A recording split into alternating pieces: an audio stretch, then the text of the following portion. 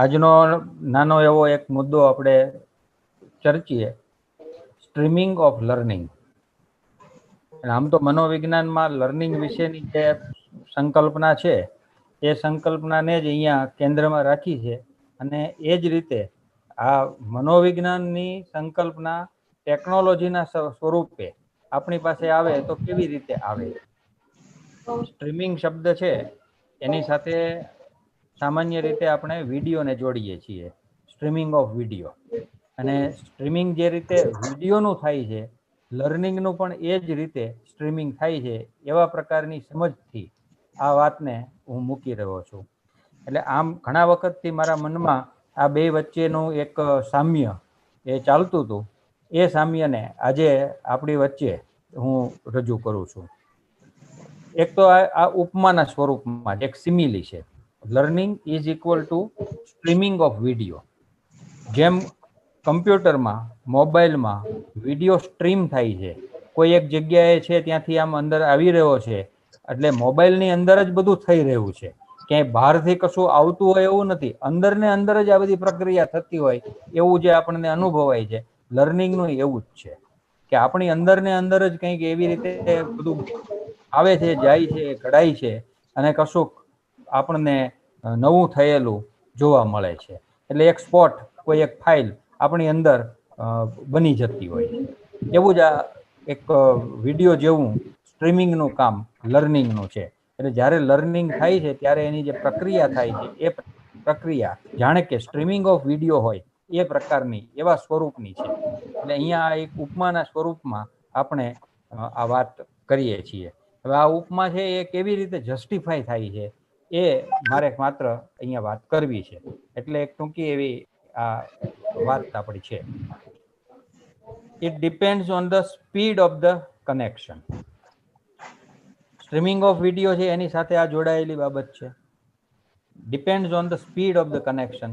આપણે હમણાં અનુભવ કર્યો, મેં તો ખાસ અનુભવ્યું અત્યારે કે વિડીયોની એટલે આ કનેક્શનની સ્પીડ છે એ ઓછી હતી, તો હું કનેક્ટ પણ થઈ શકતો નહોતો.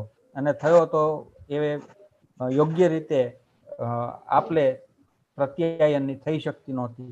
તો એ રીતે આ depends on the speed of the connection. Connection કેટલી સ્પીડ વાળું છે એ પ્રમાણે વિડીયોનું સ્ટ્રીમિંગ છે એ થઈ શકતું હોય છે. તો એ રીતે લર્નિંગમાં પણ લર્નિંગ વખતે થતી જે પ્રક્રિયા છે, આપણા મસ્તિષ્કમાં, મનઃપટમાં જ્યાં આ પ્રક્રિયા થતી હોય ત્યાં આપણા કનેક્શનને, આપણા જે બધા ઇનપુટ્સ લેવાના જે બધા સ્ત્રોત છે એ એટલે કે જ્ઞાનેન્દ્રિયો આપણી કેટલી સ્પીડમાં બધું એક્સેપ્ટ કરે છે એના ઉપર અધ્યયનના આવવાની ઝડપ આધારિત હોય છે. એટલે એ રીતે આ depends on the speed of the connection એ લાગવું પડે છે. બીજી બાબત છે કે હાર્ડવેર ઇઝ ઓલ્સો રિસ્પોન્સિબલ. ફક્ત કંઈ જ્ઞાનેન્દ્રિયો છે એ જ બધી છે એટલે બધું સ્ટ્રીમ થઈ જશે એવું નથી. પણ એ જ્ઞાનેન્દ્રિયોનું પાછું સ્વરૂપ કેવું છે, એની એ સાબુત છે કે નહીં, આખું એ શરીર મનુષ્યનું એ એમાં જોડાય છે અધ્યયનમાં, લર્નિંગમાં. તો જેમ વિડીયોમાં સ્ટ્રીમિંગ કરતી વખતે હાર્ડવેરની અનિવાર્યતા છે, હાર્ડવેર અમુક કેપેસિટીનું હોય તો જ એ વિડીયોને સ્ટ્રીમ કરી શકાય છે. અમુક વિડીયો માટે એ કોમ્પેટેબલ નથી હાર્ડવેર, તો એ આપણે કરી શકતા નથી.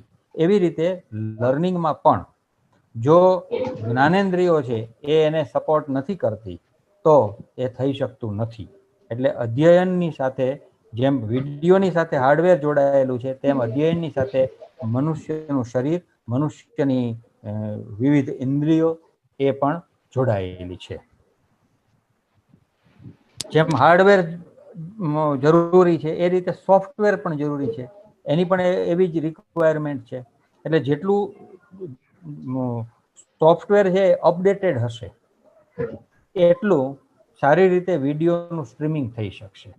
ઘણી વખત સામેથી આપણને કહેવામાં આવતું હોય છે જ્યારે આપણે કશુંક ડાઉનલોડ કરવા જઈએ ત્યારે કોઈ સોફ્ટવેર દ્વારા કે તમે અપડેટ કરો તમારા સોફ્ટવેરને.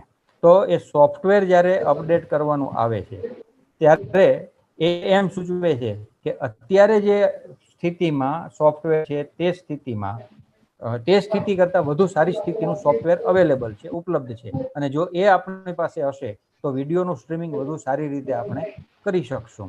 તો એ રીતે લર્નિંગનું પણ આપણે સતત અપડેટ કરતા રહેવું પડે. આપણને આપણા ઇનપુટના સ્ત્રોત છે એને પણ આપણે સતત જાગૃત રાખવા પડે અને સતત અદ્યતન રાખવા પડે.